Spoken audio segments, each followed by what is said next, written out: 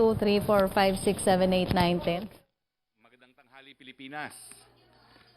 Umpisahan po natin ang ating press briefing sa government's COVID-19 response. May ilan pong mga nag-react na sinabi kong government's efforts against COVID-19 is working. Ang kanila pong basihan sa pagsabing hindi gumagana ay ang mahigit 60,000 na mga kaso ng COVID-19 sa Pilipinas.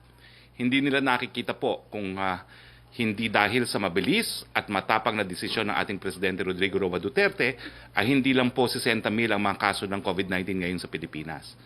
Sa katunayan, ayon po sa UP COVID-19 Task Force estimates, mayroon na dapat tayo ngayong hanggang mahigit 3.5 milyong kaso ng COVID-19 kung hindi ipinatupad ang ECQ at MECQ. Sa isa pang pag-aaral ng Philippine Institute for Development Studies, isang think tank na binubuo ng mga karamihan ng UP academics, ang kanilang forecast po ay kung hindi po tayo nag-lockdown, meron na tayo dapat 20 million COVID cases kung hindi nga po gumalaw kaagad ang ating gobyerno. Sana naman sa mga kritiko natin, buksan ninyo ang inyong mata at isipan kung ilan daang libong buhay ang ating naisalba dahil sa aksyon ng pamahalaan. Bagaman ang mga kaso ay tumataas, ito ay dahil sa ating agresibong testing na mayroon tayo ngayon. Ngunit ang magandang balita naman po ay patuloy naman po ang pagtaas ng recoveries at pagbaba ng mga binawian ng buhay ng dahil sa virus. Nakikisimpatya po kami sa mga pamilya at mahal sa buhay ng mga namatayan at alam naman natin na no life loss is one too many. Kaya naman patuloy ang aming ginagawang impormasyon. Ang information campaign sa publiko na magsuot ng mask, maghugas ng kamay at mag-social distancing at dinadagdagan pa po natin ngayon. Kung kayo po ay asymptomatic o mayroong mild case at wala kayong sariling kwarto o wala kayong sariling banyo, magpatuloy na po kayo at manatili po sa ating mga isolation centers. Wala rin tigil po ang pagtatrabaho ng pamahalaan, kasama na ang lahat ng departamento at land agencies ng gobyerno para maipatupad ang health protocols, ma-improve ang ating testing, tracing, isolation at treatment habang unti-unti nating binubuksan ang ekonomiya. Makakaasa kayo na hindi kami magiging lax, no? Alam namin na ang tumataas na kaso ay hindi lamang dahil sa aming agresibong testing, kung hindi na rin sa pagpatuloy na hawahan ng nangyayari.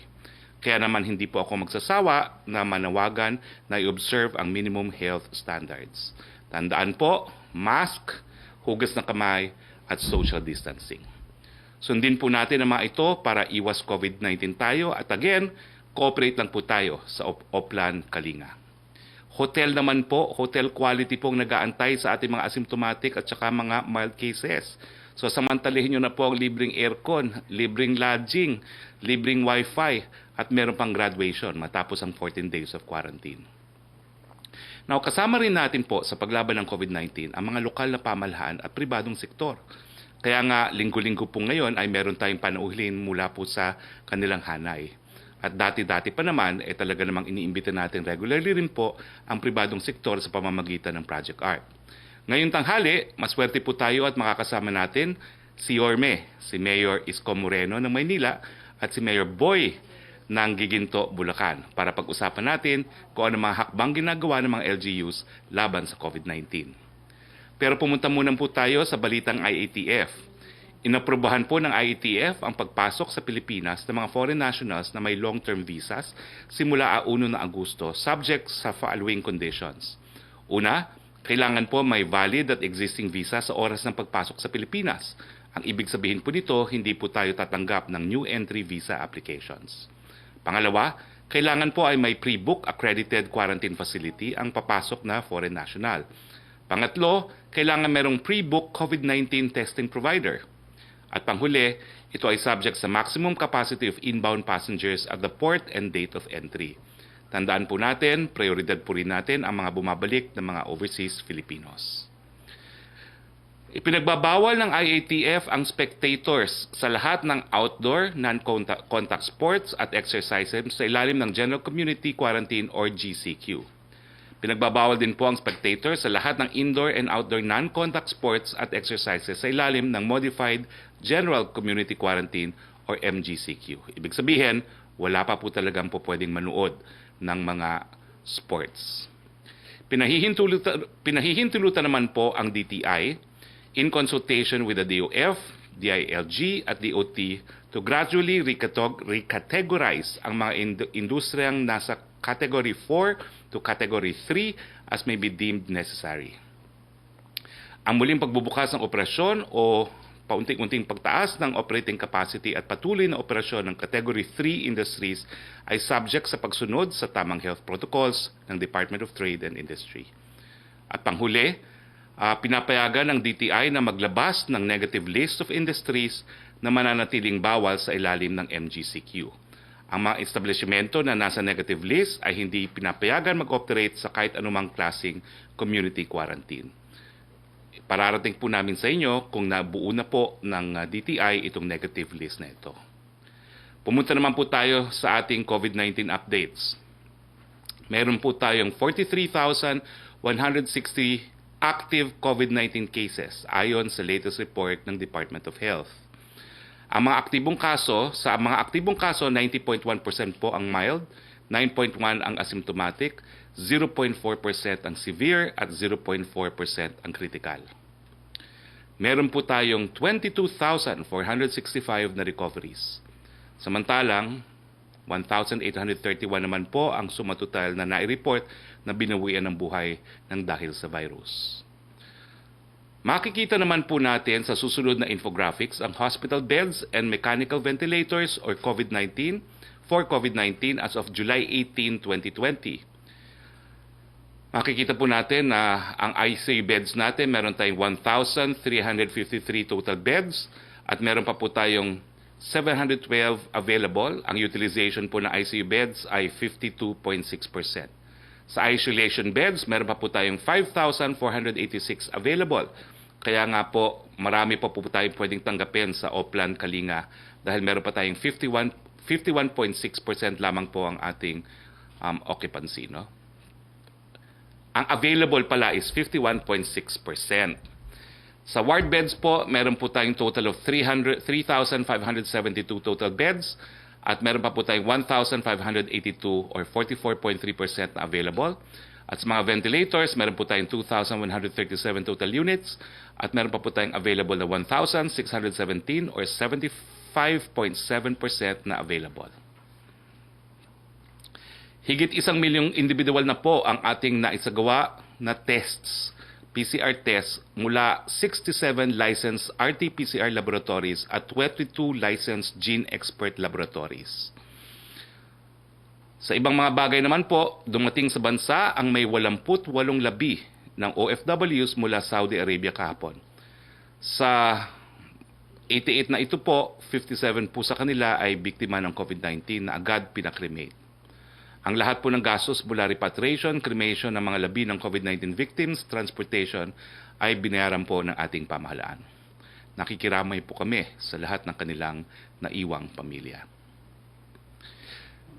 Pinirmahan po ni Presidente Rodrigo Roa Duterte noong Biyernes, 17 ng Hulyo, ang Republic Act Number 11480 or an Act amending Section 3 of Republic Act Number 7797, otherwise known as an Act to lengthen the school calendar from 200 days to not more than 220 class days.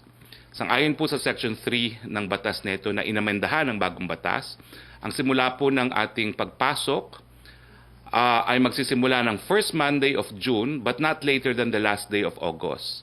Provided that in the event of a declaration of a state of national emergency or state of calamity, the President, upon the recommendation of the Secretary of Education, may set a different date for the start of the school year in the country or parts thereof. Makikita natin sa bagong batas na ito na ang Presidente ng Pilipinas ang magsasabi kung kailan magbubukas ang klase. Ito naman po ay nakabase rin sa rekomendasyon ng Secretary of Education. Ang tanong, babaguhin pa ba ni Presidente ang pagbubukas ng klase? Well, malinaw na ang batas nito ay nakabase sa rekomendasyon ng Secretary of Education at ang pagbubukas po sa ngayon ay sa 24 ng Agosto. Alam niyo po, sa paglaban natin sa COVID-19, importante po talaga na balansahin natin ang kalusugan at ekonomiya. Matapos po kasi ng 100 days of lockdown, kinakailangan na natin talagang buksan ang ating ekonomiya. Kaya nga po ang sinasabi natin, dapat ingatan ang buhay para po magkaroon tayo ng hanap buhay. Sa bagong pulisiya po o sa second phase ng National Action Plan ng National Task Force, binibigyan po natin ng mas malaking responsibilidad ang lahat. Kasama na rin dito po ang mga lokal na pamahalaan, ang mga pribadong sektor, at ang mga individual. Ang mga lokal na pamahalaan po ay inaasahan natin sila na po magpapatupad ng tinatawag nating localized or granular lockdowns. No? At sila rin siyempre po magpapatupad ng mga ordinansa na nagtataguyod po ng ating wearing of mask, washing of hands, and social distancing at yung implementasyon po ng pagbabawal sa pagtipong-tipon. So ngayon po, meron po tayong dalawang kasamang alkalde. Ang alkalde po ng isa sa pinakamalaking syudad ng ating bansa, ang syudad ng Maynila, at ang alkalde po ng isang maliit na bayan sa Bulacan. Pero pareho po ang kanilang ginagawa. Lumalaban po sila sa COVID-19. So welcome to our press briefing, Mayor Yorme, Mayor Isko Moreno, and Mayor Ambrosio Boy Cruz. I'd like to give the floor first to Mayor Isko. Mayor Isko, paano po natin pinatutupad ang mga bagong responsibilidad at mas mabigat na responsibilidad ng mga lokal na pamahalaan pagdating po sa T3 na tinatawag testing, tracing, and treatment? Wala The floor is yours, Mayor. Noise cancel pero hindi gumagana. Yorme, the floor is yours.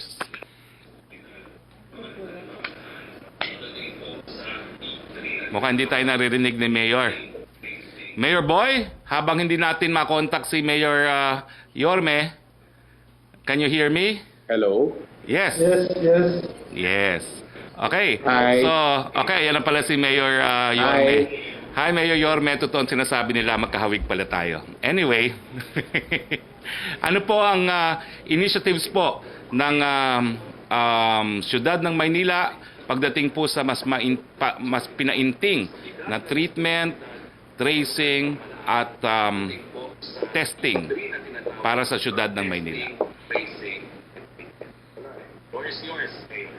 Hi. Go ahead po. Magandang araw sa inyo. Ay, Secretary, magandang araw sa inyo. Oh, magandang araw, Mayor. Po. Welcome. Go ahead. The floor is yours.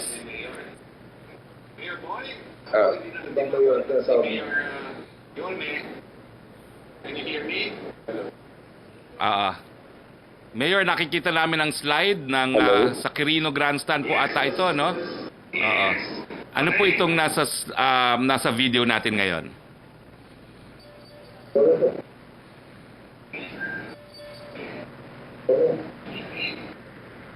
Mayor, go ahead. Ano po yung nasa video natin Secretary, ngayon? Yes po. tawag ako ulit. Hindi tayo Tawag ako naririnig ulit. ni Mayor Yorme. Magkoconnect ako ulit. Sige po. Mayor Boy, are you on the line? Magconnect ako ulit. Yes, Mayor Boy. You're the town mayor po of Giginto. Maliit na bayan po. Pero tingin nyo ba ho yung pagkaliit ng inyong bayan ay hadlang para labanan itong COVID-19? At ano po yung mga hakbang na ginawa ninyo na, lalong-lalo po doon sa pangangailangan natin sa testing laban sa COVID-19? The floor is yours, Mayor.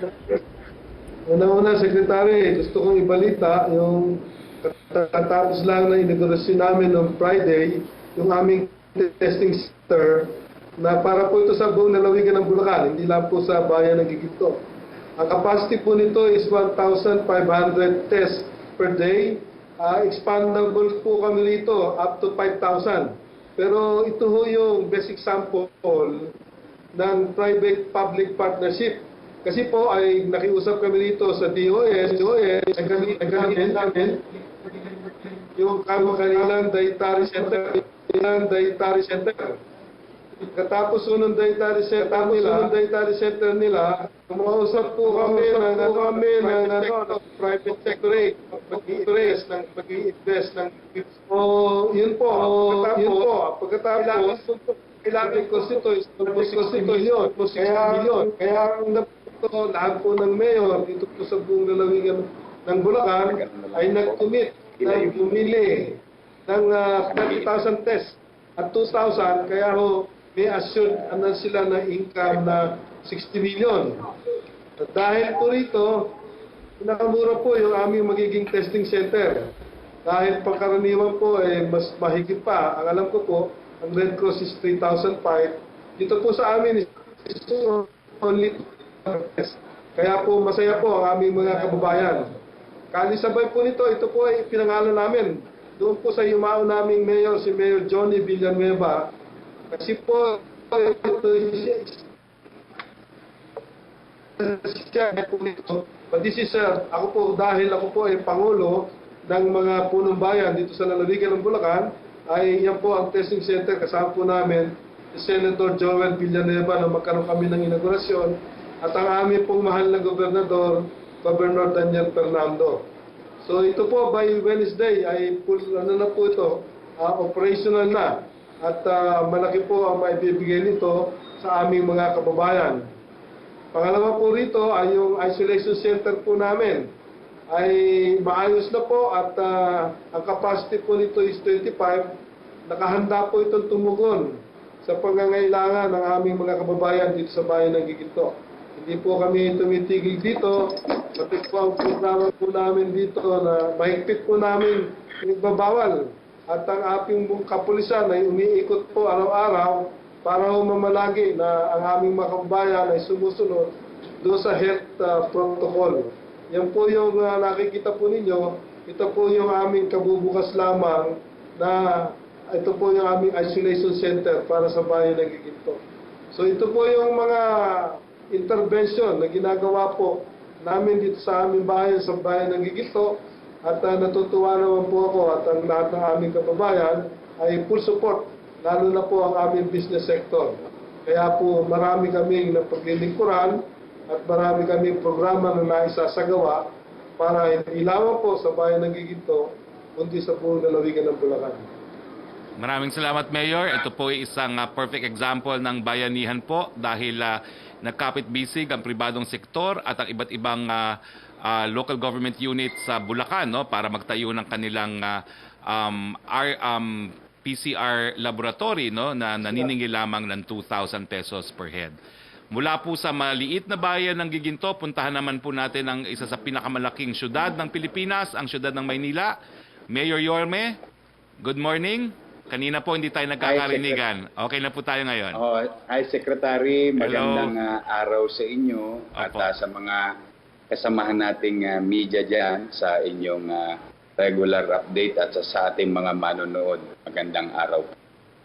Yes, so At kay Mayor Boy Cruz, ng Giginto, Bulacan. Mayor, ngayong magbubukas tayo ng ekonomiya, paano po natin iingatan ang buhay para magkaroon ng hanap buhay ang mga taga Maynila? Paano po natin pinapainting ang ating testing, tracing at treatment sa syudad ng Maynila?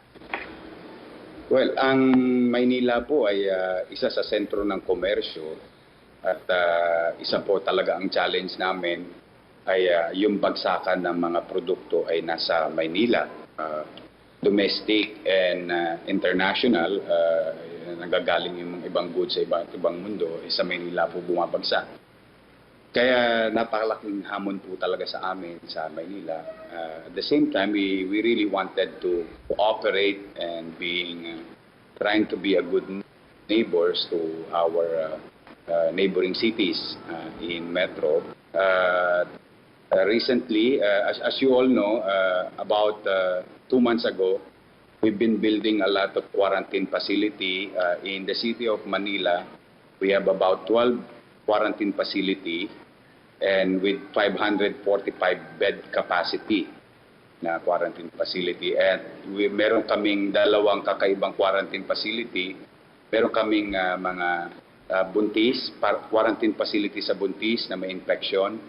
Meron din kaming quarantine facility sa mga nagda-dialysis na na-infection din ng COVID-19. Tapos meron naman kaming 171 bed capacity, COVID-19 bed capacity in our hospital. Now, in line with the testing, the city of Manila conducted 17,000 tests already, 17,400 tests already with yung gold standard na pinatutupad ng DOH, no, yung swabbing. And we are very grateful to the President and to the DOH because out of 22 gene expert in the country, ang Maynila ay isa sa benepisyaryo ng PCR lab. That's why we got it for free, we give it for free also. No? Kami na lang sa Maynila ang nag-shoulder noong tinatawag na miscellaneous. Now, on the other hand, we continue to utilize yung mga naunang RTK o yung rapid testing kit, yung nakikita natin na maliit na kit na ganyan. No, meron tayong 170,000 na na-test na sa lungsod ng Maynila. And recently, Secretary, ang lungsod ng Maynila ay bumili ng bagong makina. Ito yung tinatawag na I-1000SR ng Abot. No? Alam naman natin na ang Abot ay kilala sa buong mundo na gumagawa ng mga makinang pang-ospital. No? At itong makinang ito ay nagagamit ngayon pang-test sa IgG for now with 99.6 specificity and 100% sensitivity. So virtually, Secretary, nawawala at nabubura na yung false positive and false negative. And naturally, as we progress, it's going to be an IgM machine and in a week or two, may awa ang Diyos, darating na yung antigen from Germany. It can be now used as PCR. Virtually talaga pareho na siya ng PCR. Now, having said that, nakita namin na why not share it to others? No? Because this is a universal problem and we cannot just take care of ourselves and leave our neighbors behind. So sabi ko, hanggat meron tayong kakayanan, although hikaos kami, pero hanggat meron tayong pwedeng i-share natin with our neighbors. That's why we came up with an idea o yung drive-thru testing, no, sa Loton. That was last Wednesday. At nakita namin na talagang maraming mamamayan natin who wanted to have that kind of peace of mind. So nagkaroon ng overwhelming demand and it created another problem. Nagkaroon ng traffic sa Loton. So I made a commitment to the public that in 48 hours after that Thursday, we will build another site. And thankfully, to the thank you sa national government again, through Director Cecil Romero, nagamit namin yung Independence Road sa tapat ng Quirino Grandstand. And this can accommodate more Metro Manilans, so Manilans and non-Manilans. No? At mas marami ito, Secretary. In Loton, we can accommodate 200 per day, 8 to 5 p.m. every day, and 700 in Grandstand, Quirino Grandstand. No? At yan po ay hanggat kaya namin, hanggat may supply kami, ay ibibigay po namin ng libre para lang sa kapanatagan ng lahat ng tao. Now, may awa ang Diyos, makabili pa kami ng isang machine, tataas pa ang load capacity namin para mas marami kaming mayakap. No? Now, this morning, para naman sa ating mga walk-in, so kung may drive-thru tayo, inilunsad na natin yung walk-in, no? Adjacent to the hospital. Kasi maraming pangamba ang mga tao na alam naman natin na may COVID sa ospital at may mga pasyente tayo doon. So we made a walk-in testing, just adjacent to the hospital para hindi na sila kailangan pumasok at tabahan. So any Manileños can just walk into the testing site at within 24 hours, malalaman po nila ang resulta. Ngayon, pagdating naman sa resulta, no, 24 hours, yung mga Manilans, i-deliver namin sa bahay nila yung certificate of result signed by our Manila Health Department Director, Spokesperson. Yung non-Manilans naman, kung magagamit nila, dahil pinag-uusapan natin ekonomiya, no, para sa pagtatrabaho nila, magamit nila yung certification na ito, makukuha naman nila sa grandstand, no, sa Independence Road, diyan po sa may Luneta. Mayroon pong dedicated lane sa kanila Dadaan lang sila at pipick upin lang nila yung official result. Now, para naman sa kapanatagan ulit ng ating mga kababayan, umasa kayo na existing laws will be implemented with regard to your privacy. No, yung para hindi kabahan ang utaw na baka mamaya kasi kaya nga gusto natin mag-volunteer sila eh.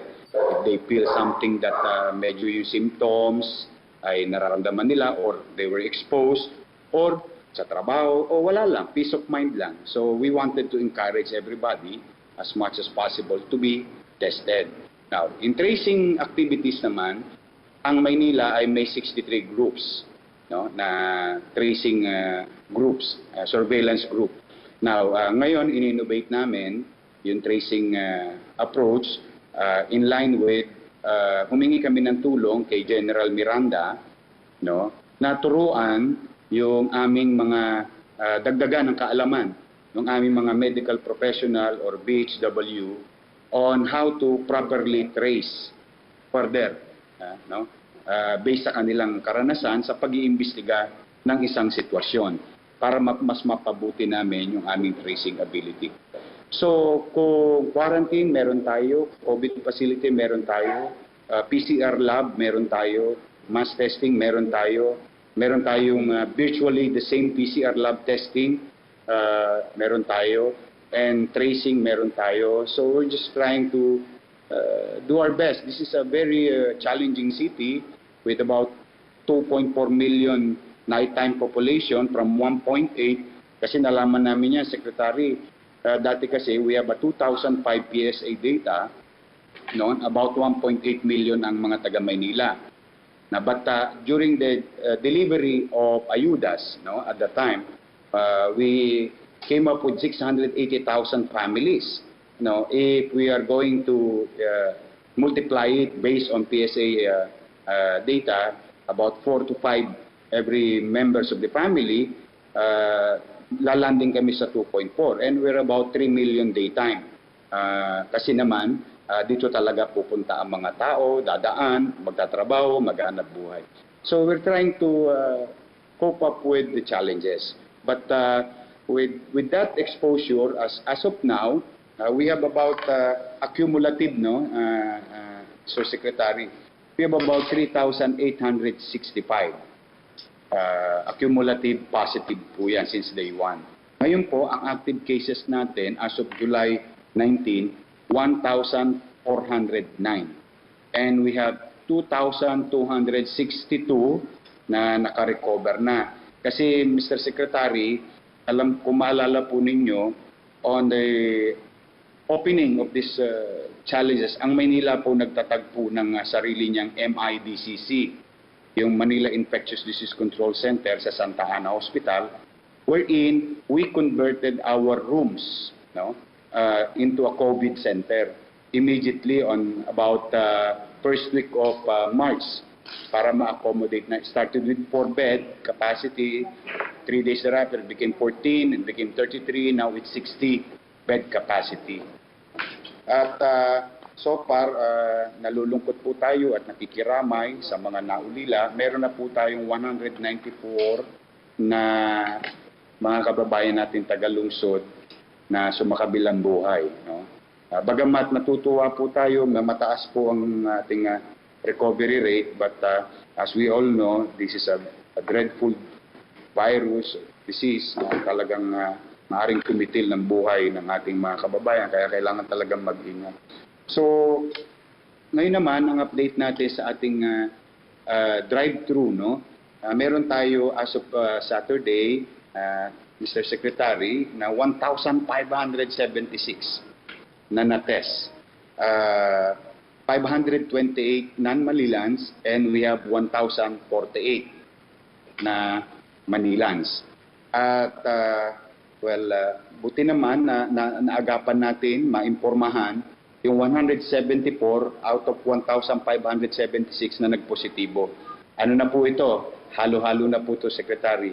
Metro Manila and neighboring provinces na nagpunta rito, and some of these are Manilans also. At ang maganda rito, Mr. Secretary, this is an IgG. So, ibig sabihin, Pag sila po ay nagpositibo, wag po sila masyadong kakabahan. Kailangan nilang kumonsulta kagad sa mga medical professionals. In our case, they can go to our Facebook page ng aming mga ospital, particularly Ospital ng Maynila. Bakit po mahalaga magkonsulta kayo sa inyong family doctor? Pag kayo po ay nag-IgG, ibig sabihin meron na po kayong antibodies. Ang aalamin na lang natin sa ating mga doktor na nag-test is gaano karami ang antibodies mo sa katawan. Kasi ibig sabihin, nagka-virus ka na at maring gumaling ka na. At hindi ka na nakakawa. That's possible. Dahil mataas ang antibodies mo or mababa ang antibodies mo, you really need to take care of yourself. But either way, whether you're mababa ang antibodies mo, mataas ang antibodies mo, or hindi ka pa na-infect, still, I would continue to follow yung panawagan ng DOH.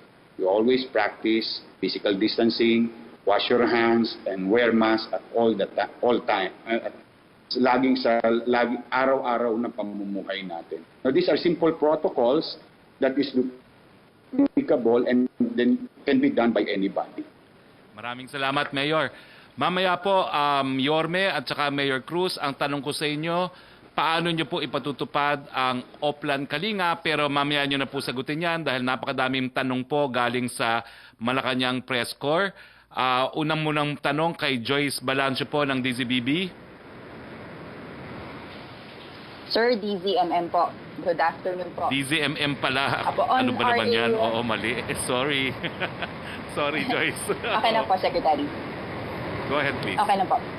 Sir, on RA 11480 po, dun sa opening statement nyo kanina, are you saying, sir, na hindi option para kay Pangulong Duterte na gamitin niya itong authority niya under the new law to order the adjustment of opening of classes? And also on the other side, sir, yung pagpirma mismo ni Pangulong Duterte dito sa batas na to, does this mean he believes we probably need more time at baka hindi pa handa ang DepEd sa ating opening of classes sa August 24? Well, sagutin ko muna yung pangalawang tanong. Siguro, nagbibigay lang ito ng flexibility, no? Kung kailan talaga mabubuksan ang klase. Pero sa ngayon po, sang-ayon naman sa batas, upon recommendation of the Secretary of Education, no, ang President po magdedeklara kung i-move ang opening of classes. So, ang sabi ko lang naman po kanina, ang decision po ngayon ay August 24. Unless magkakaroon po ng bagong rekomendasyon ng ating kalihim ng Secretary of Education, baka hindi po mabago yung school opening. Pero this certainly gives flexibility to both to the executive department kung sa tingin nila mas kinakailangan pa ng mas mahabang panahon bago tayo bumalik sa eskwelahan.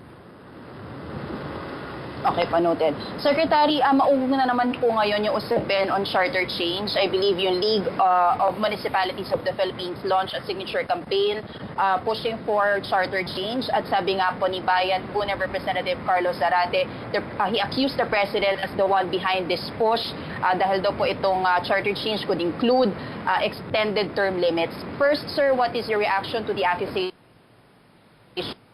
Nawala ka, no? Second, do you believe it should be a priority, sir? And Yes. sir, do you believe it should be a priority right now given now we have a lot to address in this pandemic? Alam niyo po, linggo-linggo nakikipag-usap naman po ang Pangulo sa ating taong bayan at hindi po lumulutang ang charter change bilang isang prioridad. Although, I'm personally sympathetic po to the League kasi yan po yung desisyon ng Mandanas versus sa Executive Secretary kung saan isa tayo dun sa mga abogadong tumulong. No? Pero tingin ko maintindihan naman ng mga mayor na bagamat tama yung kanilang advocacy na palawakin ang ira ng mga lokal na pamahalaan para mas mabilis din makabigay ng serbisyo sa kanilang mga kababayan. Ang totoo po ay nakatutok po ngayon ng Presidente ang buong national government sa pamamagitan ng IATF dito po sa problema ng COVID-19. So hindi po prioridad ang charter change. Apo. Secretary, do you confirm itinalaga daw po ni Pangulong Duterte as commissioners ng Energy Regulatory Commission, si ERC spokesperson, Attorney Rexy Baldodigal at si Mark Romeo Lizada Fuentes? May idea po tayo ng ganito, sir?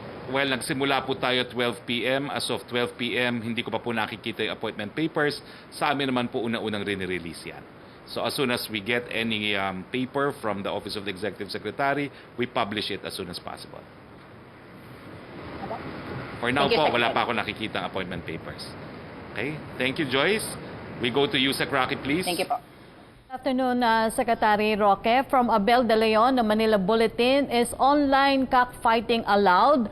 We heard businessman Atong Ang is reportedly doing it without an audience. Other Tupada owners are asking if they can also do online cockfighting, and who do they approach about this? Well, kinakailangan ipagbigay alam po yan sa IATF. Ang naalala ko po sa IATF, diniscuss na po ang sabong, hindi pa po pinapayagan. Ang naging position po ng DILG, kung di ako nagkakamali at base rin po sa minutes, ay sabi nila kung walang audience at MGCQ, baka po pwede. Pero kinakailangan po muna pong aproban yan ng IATF. So yung mga proponents po ng walang audience na sabong na online, sumulat po kayo sa IATF. Question from Jenaling Kabiling ng Manila Bulletin. Does the palace support the warrantless arrest of quarantine violators currently enforced by the Quezon City government? Is this a legal move, and can this be emulated by other LGUs? Meron po kasing ordinansa na pinatutupad ang mga lokal na pamahalaan, no? At nasa rules of court naman po na kapag ang law enforcer ay merong personal knowledge, nakikita niya yung paglabag sa ordinansa, may kapangyarihan naman po sila mag-resort to warrantless arrests. Yung third question po ni Jenaling Kabiling ay naitanong na po ni Joyce Balancio about pursuing constitutional reforms about IRA. Secretary. Thank you. Yusek, punta tayo kay Trish Tirada of CNN, please. Hi, good afternoon, Secretary. Sir, follow-up lang dun kay Joyce na question. Although it was somehow answered already, Vice President Robredo issued a statement or reacted over the weekend. Yun nga po na sana daw mag-focus tayo ngayon sa pandemic rather than cha-cha. This was her reaction over the fresh calls of LGU officials for constitutional amendment despite the prevailing crisis. Sir, tama naman po yung pag-intindi namin. Do you share the same thoughts with the Vice President? That has been the position of the President sa kanyang ulat sa bayan at sa kanyang talumpati sa ating bayan. Palagi pong COVID-19 ang kanyang binibigyan ng prioridad. Secretary, doon naman po sa updated IATF guidelines, what prompted the IATF to open our doors again to foreign nationals? Although I understand these are the ones who already have existing visas. And there was already a report saying that we're expecting about 15,000 foreigners to arrive. Are we ready for this, sir? Hindi po lahat ng visa holders, no? Ito po ay long-term visa holders. Sino ba ito? Yung mga permanent residents po ng Pilipinas. Yung meron po tayong mga tinatawag na special investors visa, meron po tayong tinatawag na retirees visa, at meron po tayong tinatawag na long-term work visa, no, na binibigay sa mga dayuhan. Ito po yung naninirahan sa Pilipinas, no. So, ang rational po diyan syempre aalaw na nating umuwi yung mga dayuhan na naninirahan na sa Pilipinas at kinukonsiderang pamamahay na nila ang Pilipinas. Pangalawa po, lahat naman po ng mga dayuhan, lahat din ng mga Pilipino, lahat po sila ay subject sa protocol, sa quarantine protocol. Kinakailangan mag-quarantine muna po habang hindi lumalabas yung resulta ng PCR test. At pangatlo, prioridad nga po ang mga Pilipinong umuwi. So, linilimita rin po natin yung mga numero ng pumapasok kada araw. Secretary, last question naman po dun po sa napaulat na namatay po ang inmate na si JB Sebastian. Is the palace interested in launching a probe to rule out, sir, yung issue, or parang takot ng mga tao that there was a foul play? Well, nagsimula na po ng investigasyon ng Secretary of Justice. Pinauubayan na po ng palasyo kay Secretary Maynard Guevara ang investigasyon na ito. Thank you, Trish. Back to Yusek Roque, please. From Chris Jose of Remate Online, para daw po ito kay Mayor Isko Moreno. Patuloy daw po na tinatangkilik ng marami yung drive-thru COVID-19 testing clinic sa Manila City Hall. Pero may mga Manileño na walang masakyan at gusto pong sumailalim sa free rapid test. Ano daw po ang maaari nilang gawin, Mayor? Hi. Thank you for asking. No, this morning, 8 a.m., we already launched our walk-in. While it is true that we accept walk-in in our hospital, we came up with an idea further on mailayo namin sila sa exposure. Although it's not a guarantee na hindi sila ma-expose, but instead of doing it inside the hospital, we created like a drive-through concept within the hospital, adjacent to the hospital. Kanina po sa ospital ng Sampaloc, na-launch. I think magkakaroon na rin sa iba naming ospital in a matter of few days. These are 4-hour walk-ins. Kasi yung binigay natin sa drive-thru is 700 and 200, and we still have a few hundreds for everybody here in Manila within the community. And those people who are inside our facilities already because they are tested positive. So from time to time, magagamit din natin yung makina natin to continue to test them inside the hospital. So both those patients and those who are doesn't have that kind of confidence na baka meron na sila, so they can just walk in hospital na Sampaloc, and magkakaroon din ang GAT at magkakaroon din po ang Justice Jose Abad Santos, magkakaroon din po ang ospital ng Maynila at ang ospital ng Tondo. So most likely as we progress, pag nakita na natin yung time in motion, katulad na nangyari sa Loton, after 2 days, nagkaroon tayo ng data, and then we develop it, we made it bigger and better and convenient for everyone. So we're gonna do that. We're gonna continue developing our capacity, and even may awan Diyos, yung load capacity natin lumakas pa. Opo, Mayor, ang second question niya, ano daw po ang reaction nyo na may mga senador ang payag na ibalik sa ECQ ang Metro Manila po Manila para raw po mapababa ang kaso ng COVID-19? Well, we always follow the decision of IATF. No? Kung kami, ang Metro Manila mayors are regularly nagbi-meeting. In fact, as we speak, there is an ongoing meeting, no, with all other LGUs in the country, with Secretary Anyo and other secretaries and Secretary Duque of DOH. So regularly we send data, concerns and issues and actions being taken by Metro Manila mayors. So pinahayaan namin kung ano ang tingin ng IATF as a whole, kung saan may lalagay ang Metro Manila, because we really have to attack this universally. We cannot just alam mo yung we really wanted to have a united action in fighting COVID-19, because ang aming mga boundaries ay split away, like in Metro Manila. So kung ang tingin ng IATF mailagay kami sa ECQ o MECQ, well, we will agree with that.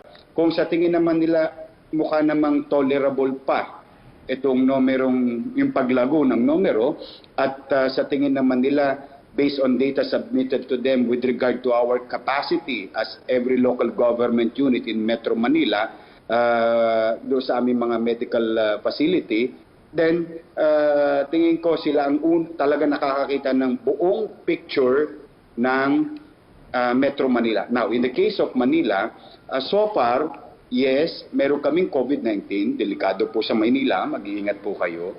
But dahil sa maliit naming kaparaanan sa paghahanda, like quarantine facilities, as you all know, we've been building a lot of quarantine facilities, even at the time na mababa pa yung aming exposure. Ngayon, dumami, at least kahit pa paano hindi pa rin na ma-maximize yung aming quarantine facilities.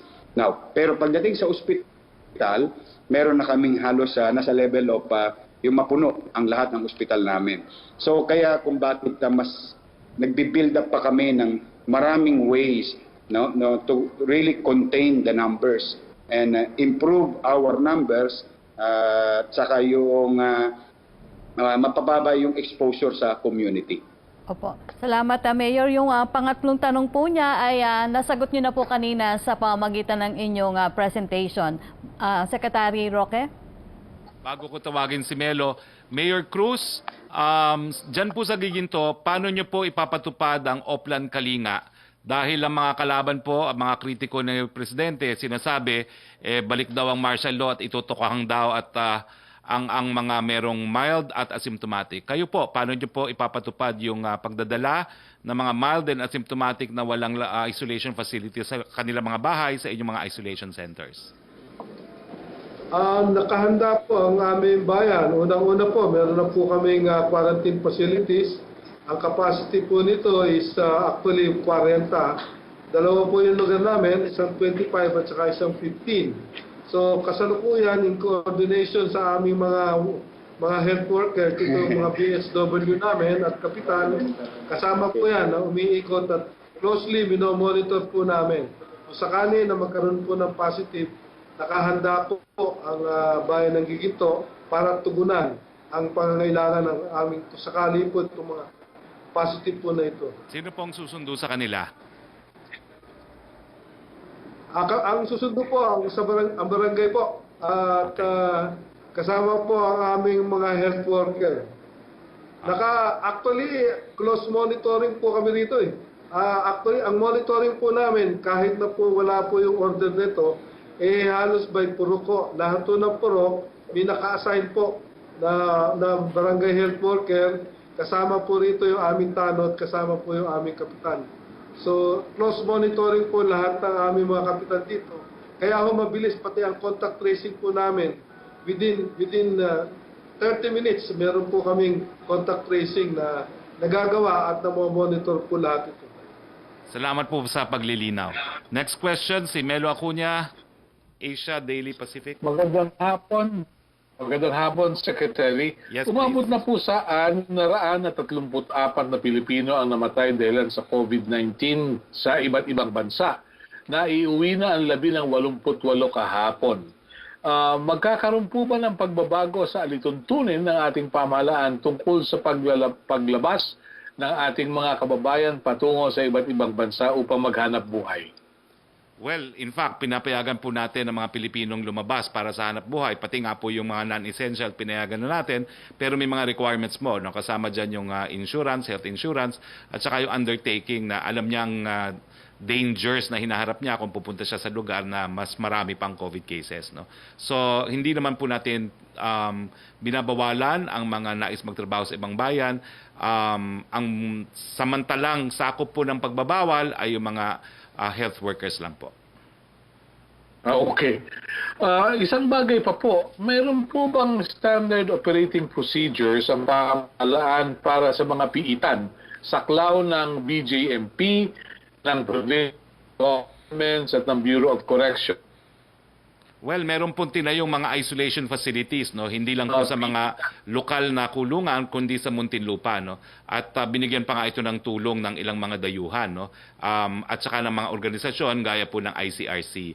So, meron po tayong protocol, no, na nakahanda dyan, at kaya nga po pinaiimbestigahan ni Secretary Guevara yung nangyari dito sa mga high profile na mga detainees, no? Na dapat sana ay magtestigo dun sa kaso ni Senadora Laila de Lima. Okay? Opo, may pahabol po ako isa. Okay. Nabanggit po ni Undersecretary Dino na mas makabubuti raw na ibunyag na kung sino yung mga may COVID-19. Magkaroon ng shame campaign. Baka po malabag naman yung tungkol sa privacy law natin. Well, tama po kayo. Malalabag po tayo sa privacy law, no, na isang batas. No? Pero sangayon naman po kay Yusek Malaya, hindi po yan ang pulisiya ng DILG. Rirespetuhin pa rin natin ang privacy ng mga magkakasakit. Bagamat kinakailangan i-report sa DOH yung mga nagkakasakit. Pero hindi naman po para isa publiko ang kanilang mga pangalan. Okay? Balik po tayo. Thank you, Melo. Balik tayo kay Yusek Roque. Secretary, from Francis Wakefield of Daily Tribune, reaksyon sa pagkamatay ng ilang convicts sa Bilibid, hindi daw po ba nabahala ang palasyo at kung paiimbestigahan daw po ito ng palasyo? Iniimbestigahan na po ni Secretary Maynard Guevara. Next question, please. A number of senators back return of ECQ in Metro Manila para mapababa ang COVID cases. Kung ikukonsidera daw po ito ng IATF at ng PALAS? Nung huling pagpupulong po ng ilang miyembro ng IATF kay Presidente, Ang naging rekomendasyon po ng UP ay MECQ, hindi naman po ECQ. Pero tinitingnan po natin kung ano mangyari sa susunod na 2 linggo at ang dahilan kung bakit naman iniimbita natin ang mga mayor ng Metro Manila ngayon dito sa ating press briefing para ipakita yung mga hakbang na ginagawa nila, kasama na po yung localized lockdowns, yung pagsisimula ng mga isolation facilities at yung testing na pinapainting ng mga lokal na pamahalaan. Reaction daw po sa sinabi ni Vice President Leni Robredo na instead of reconsidering charter reforms, the government should prioritize more urgent issues associated with the pandemic. Nasagot ko na po yan. Hindi po talaga prioridad ngayon yan. Thank you, Yusek. Punta tayo kay Maricel Halili, please. Hi sir, magandang hapon po. Sir, meron na po ba tayong desisyon kung ano po yung plano para sa State of the Nation address ng Pangulong Duterte on the 27th? Will the President personally go to Congress for the SONA or will he do it in Malago for a virtual address? At saka, ano na po yung ginagawang preparation ngayon ni Presidente? Ginagawa pa rin po ba yung usual rehearsal with the Cabinet Secretaries? I can confirm for the first time that the President will be physically present in Batasan, no? Pagdating po ng SONA sa 27 ng buwan na ito. At nakaschedule po ang rehearsal at patuloy po ang preparasyon. Sir, how will you choose or kung sino lamang po yung allowed na pumasok doon sa Congress, ganun pa rin po ba limited sa 50 yung papayagan na makapasok? And ano po yung advice ng Malacañang doon sa usual protest na ginagawa tuwing SONA? I can confirm po na sa panig ng mga mambabata, 50 lang po ang sumatotal. Hindi ko po alam kung makakasama ang ilang mga miyembro ng gabinete, no? Sana po ilan sa amin ay makasama, no? Ang advice sa mga protesters, well, sila rin naman po yung pumupula sa gobyerno. Sila yung nagsasabi na hindi daw ginamagawa ng sapat na pamamaraan para mapabagal ang pagkalat ng sakit. Pero tingin ko malinaw, sa kasing linaw ng sinag ng araw, na ang pagtitipon-tipon po ay magre-resulta sa mas mabilis na pagkalat ng sakit na ito. Pwede naman po magprotesta rin online. So sana po magsimpleng halimbawa sa lahat. Iwasan po muna natin ang pagtipon-tipon. Mababaliwala po yung araw-araw nating sinasabi na social distancing. Kung makikita naman na dun mismo sa SONA at nakatutok ang lahat ng media dun sa SONA, madami nagtitipon-tipon. Para po sa ating mga sarili, para sa ating mga anak, online protest po kung po pwede. Sir, panghuli na lamang po, follow-up lang po dun sa question kanina ni Sir Melo about sa shame campaign na proposal ni Yusek Dino. I think his suggestion should be focused daw on the pasaway dun sa mga sumusuway doon sa quarantine protocols na dapat daw yun yung makabilang doon sa shame campaign. Are you in favor of this, sir? Well, iniiwanan po natin yan sa mga lokal na pamahalaan dahil ang ninanais natin na magkaroon ng isang common ordinance, no? Lalong-lalo na dito sa Metro Manila dahil meron tayong 2 linggo para gawin ang lahat na mapababa po ang pagkalat ng kaso. Thank you, sir. Maraming salamat. Kay Yusek Roque tayo muli. Secretary, from Rose Novenario of Hataw, ang tanong po niya ay para kay Mayor Isko Moreno. Mayor, ang tanong po ni Rose Novenario, ano daw po ang polisiya ng LGU ngayong pandemic tungkol sa traffic na naidudulot ng mga sasakyang naka-double park sa maliliit na daan sa iba't ibang lugar ng Maynila?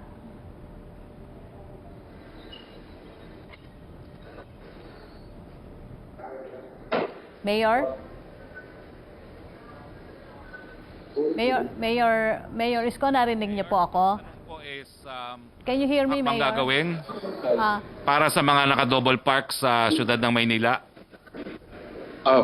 Opo, araw-araw po nagka-clamping tayo, araw-araw nagki-clearing tayo. Whatever initiative that we started since July 1, 2019 is being implemented even in ECQ, MECQ, GCQ, and we will continue to implement hanggang sa ang ating mga kababayan ay masanay na sa tamang gawain. We're trying to cure yung mga nakaugalian na, no? Pero tingin ko, with consistency and persistency, one way or another, ang ating mga kababayan ay matututo rin na gumamit ng tamang pagpaparada. While it is true that we tolerate some areas for parking within the street because it is tolerable in terms of pag-aaral at saka tulong sa mga negosyante.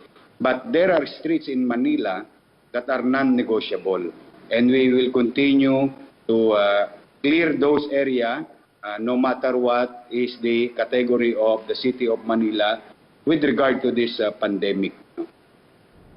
Opo, Mayor, ang second question po ni Rose Venario, ano daw po ang secret ng efficient governance sa Maynila na pwede mong ibahagi sa national government? Ano po yun? Ano daw po yung secret ng efficient governance sa Maynila na pwede mong ibahagi sa national government? Wala po. We're just trying to do our job. I don't know. This is a normal thing for any local government unit na every mayors or governor or local chief executive must be efficient and mainam, masinop. Ano lang po, trabaho lang. Hindi ko hindi ko po masagot kung maganda ba ang epekto na agad ng mga aming ginagawa. I am happy and grateful to you if you appreciate it. But what we're trying to do is a normal thing in running a local government unit. In fact, napabuti nga kami kahit na nagkaroon ng pandemya, hindi kami masyadong naapektuhan. Pero alam ko maapektuhan din kami on the third quarter and fourth quarter, no? But for now, nakasurvive kami and we continue to survive, economically speaking, but our businessmen are affected gravely, no? So that's why we are always in favor of yung pagluluwag, pero may konting disiplina. At merong konting pag-iigpit at mas malawak na approach or bigger approach in fighting COVID-19. Now, I don't know. I'm just hindi ko po masagot siya ng diretso kasi we're just starting to, this is just 1 year of introducing new things, but these new things is the normal thing, no? Yung kung ano yung tamang pagpapatakbo at masinop na pamamaraan at episyente. Someday, pagka nagkaroon kami ng magandang resulta, we'll be happy to share it to you. But for now, we're really trying to just to excel from our field of undertaking. I'm grateful to our fellow workers in the city. Our vice mayor, my vice mayor is very cooperative. You know, I cannot do and approach this COVID-19 without my vice mayor, who is also a doctor, Vice Mayor Hani Lacuna, the members of the council, and the department heads. I think, if I may share, no, ito na lang siguro masishare ko. Siguro yung kooperasyon ng mga empleyado ng City Hall. Okay. Yan, tingin ko dahil siguro nabuhay ang loob nila ulit, tumaas ang dignidad sa paglilingkod sa bayan, nagkaroon sila ng bagong mindset. And that thing at least that I can share with you, especially with our doctors nowadays. Ang tatapang ng mga batang Andres Bonifacio, yung mga doctor, nurses and medical workers namin. I'm happy to have them in this facing these challenges. Thank you, Mayor. Joseph Morong of GMA. Sir, let's take off from Manila, no? Sir, yung po sa Manila ginagawa nila is free na testing and PCR yan. Di ba natin kayang gawin sa national, sir? Sa akin bang tanong yon? Well, Opo, sir. Okay. Well, alam niyo po, kaya naman nagawa ni Mayor sa Manila na libre kasi dinonate po ng national government yung machine, no, sa Manila. Kaya hindi na niya pinagtubuan, kumbaga. Marami pong na-donate talagang PCR machines ang national government. Ang panawagan po namin sa mga recipients, sana po gayahin nyo ang ginawa ng syudad ng Maynila, ibigay ng libre hindi lang sa inyong mga constituents, kundi sa lahat ng mga Pilipino. LGU level. Sir, sa SONA, okay, so nagdangyas na si Presidente dyan kasi I understand dalawa pa rin yung as of last week, dalawa yung plano. Nag-prepare kayo ng virtual and then isang physical. Has the President said yes to the physical SONA? He has And said if he had yes. said yes, ano sir yung mga key messages that the President will talk about in the SONA? And just an elaboration on Marcel's point, are we discouraging officially? Are we telling the police to prohibit rallies during the SONA? He has confirmed that he will attend unless there are supervening events. By theme, well, I think it will be obvious that he will be talking about COVID-19, impact on the country, and steps taken to deal with COVID-19 at saka kung paano tayo makakabangon sa abirya at sigalot na nagresulta dahil sa COVID. Ako naman po inuulit ko lang kung ano po yung nasa ordinansa ng mga Quezon City at saka kung ano yung guidelines sa inisyu ng IATF Sa lugar po na covered by GCQ, hanggang 10 lang po ang mass gathering At ito naman po ay para sa kalusugan ng lahat. Sa kalusugan ng gusto mag-rally, sa kalusugan ng kanilang mga kapitbahay, sa kalusugan ng kanilang kaanak. So pinapaalala po natin na meron pong ordinansya at may katungkulan din po ang kapulisan na ipatupad itong mga ordinansang ito. Okay. Sir, yun lang si NBP. Alam na po ba ito ni Presidente? And sino-sino ba sir yung mga high-profile drug lords na namatay due to COVID? Hindi ko po kabisado kung sino sila. Alam ko lang yung Sebastian dahil tinext mo ko. Ang tanong ko pa nga sa iyo, sino siya. Pero anyway, nabalita naman po ito sa pahayagan at ang Presidente naman po binabasa ang lahat ng pahayagan from cover to cover. Okay, so sir, hindi tayo nag-aalala na parang sabay-sabay yata sila? Well, kaya nga po nag-iimbestiga si Secretary Maynard. Sigurado po ako kung may suspetsang foul play po si Secretary Maynard, gagawin niyang full-blown investigation to. Okay? Sir, last one na lang. Sir, last, sa Cebu, sir, mukhang nag-worry na doon yung mga LSI natin. They've message sa Facebook na number one, gusto nilang umuwi kasi wala na silang pera. And number two, wala yata silang ayuda, sir, na natatanggap while they're staying there. Is it possible to have them tested para makaalis na at makaluwag-luwag yung Cebu? Because this is also a burden, I mean, kung yung pagpo-provide ng social amelioration. Kapag naman po na-finalize na yung protocol natin, bagong protocol sa LSIs, it will be applicable to all LSIs kahit nasaan sila. Okay? Thank you, Thank Joseph. you. Back to you, Sec. Roque. Okay. Secretary, yung tanong ni Chris, si Chris Jose ng Remate, nasagot niyo na po about shame campaign. Yun na lang pong kay Virgil Lopez ng GMA News Online. Secretary Salvador Panelo on Sunday said the Catholic Bishops Conference, nawala, of the Philippines' latest pastoral letter which criticizes the new anti-terror law appears to have violated the doctrine of the separation of church and state as mandated by the Constitution, is criticism of government policy covered by the doctrine of separation of church and state. Sa tingin ko po, dahil 15 taon naman ako nagturo ng constitutional law sa UP Law, ang freedom of, ang separation po ay dalawang bagay. Yung free, yung non-establishment, ibig sabihin hindi magbibigay ng pabor ang Estado sa kahit anong pananampalataya, at saka yung free exercise, which is the freedom to believe.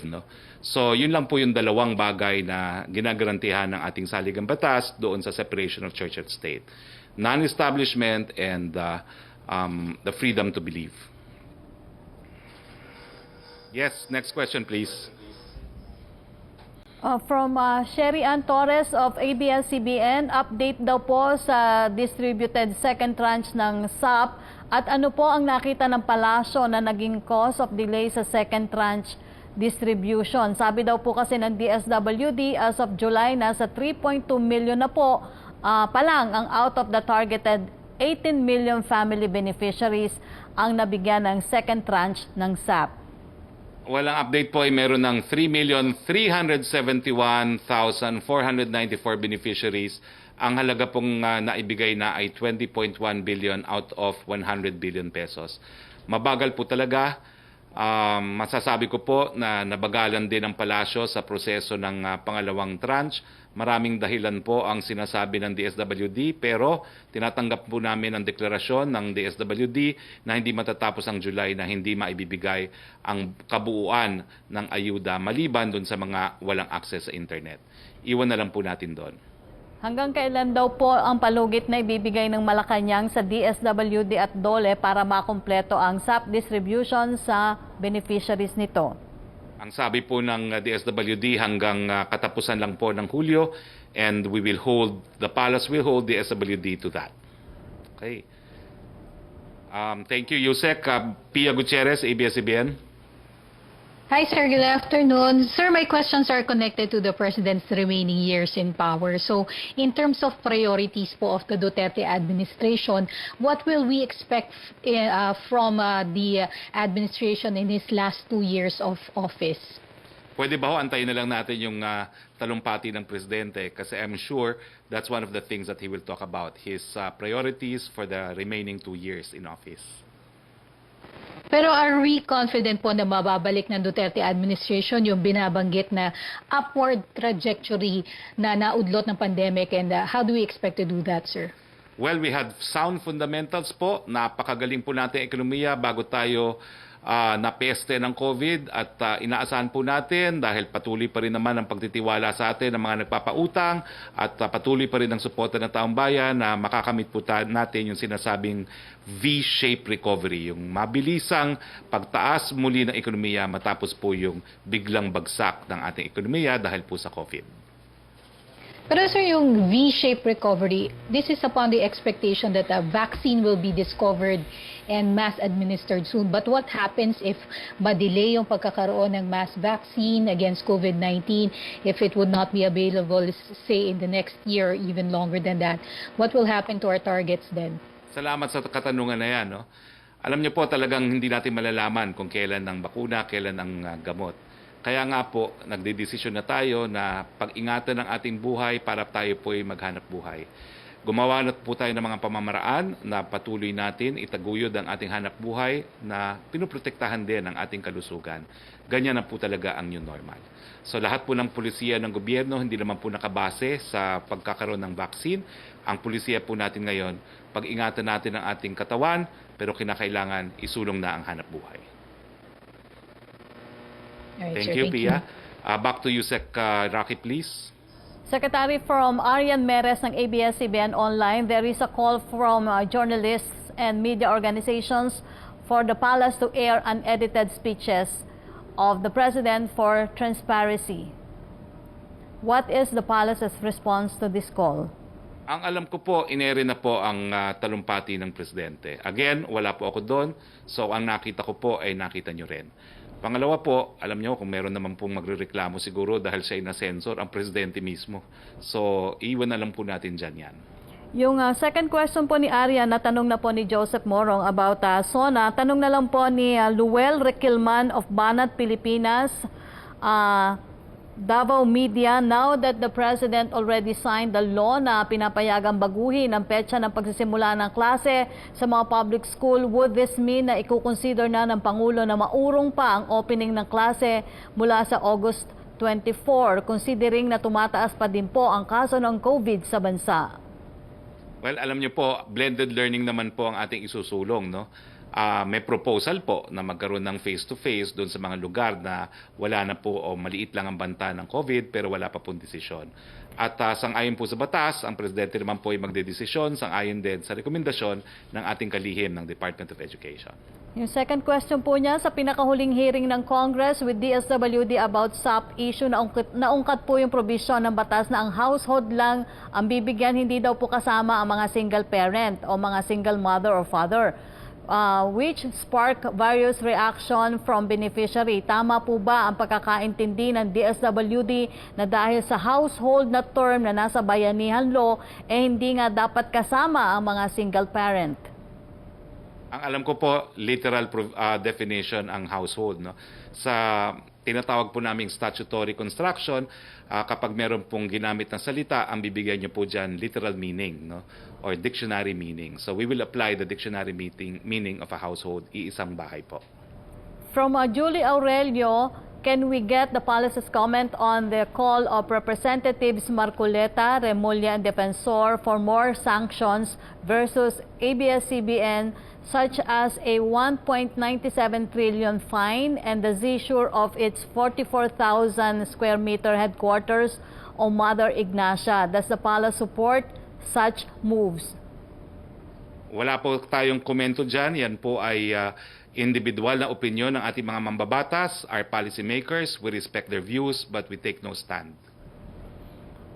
Ang tanong naman po ni Vance Fernandez, para daw po kay Mayor Isko, update daw po sa mga barangay chairman na kakasuhan. Ilan daw po ang bilang sa ngayon?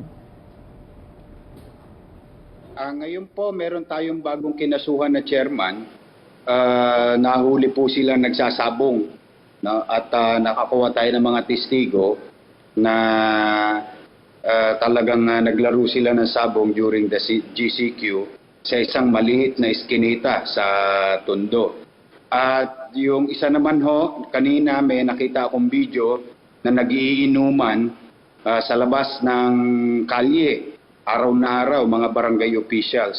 So tuloy-tuloy po no, yung ating pagkakastigo sa mga irresponsableng barangay official. While at the same time, pinupuri naman natin yung iba. But rest assured na ang mga pabayang barangay official, kakastiguhin natin, lalo na yung mga hindi nagpapatupad noong GCQ policy. Because under that policy, basic yung dalawa, no? Yung mga bata dapat hindi lumalabas, yung 20 anyos pababa, at yung ating mga senior citizen. Now, noong isang araw, marami tayong mga magulang na pinailanan ng kaso sa pagiging irresponsable sa kanilang mga anak. At meron na rin tayong pinagpapaliwanag ng mga barangay official na nagpapabaya. Now, nung nakaraang ECQ ay napailan na po sila ng mga kaso.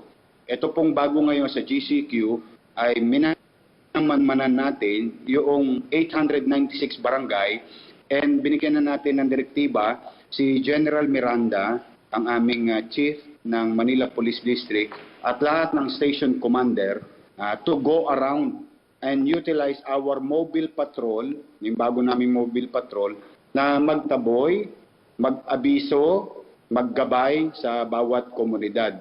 No? At we will not hesitate. With all honesty, records will show marami na napailan ng kaso and we will continue doing that kapag sila po ay nagpabaya.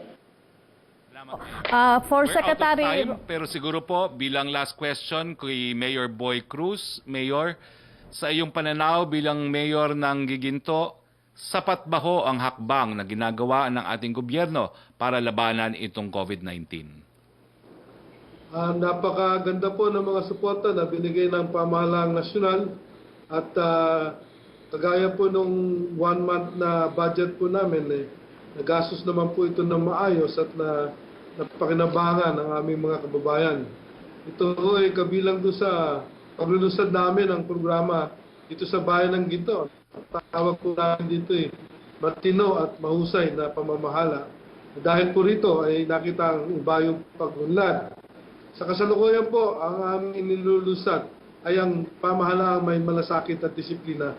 Sapagkat kailangan po magmalasakit ang ating mga kababayan para po hindi lumaganap masyado itong COVID-19 at nandun na rin ang disiplina sa patupad po ng mga health protocol. So, napaka-maganda ng intervensyon ng pamahalaan ng national, kahit to ang aming sa provincial at ang even ho ang pamahalaan bayan ng Giginto ay halos ay nakatugon po kami. Yun ho nga aming pinamigay na tulong ay halos naka-6 na beses po kami na pamimigay dito.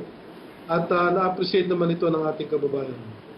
Well, with that, malasakit and disiplina, nagpapasalamat po kami kay Mayor Ambrosio Boy Cruz, kay Mayor Isko Moreno, at sa mga miyembro ng Malacañang Press Corps, kasama na po si Yusek Roque.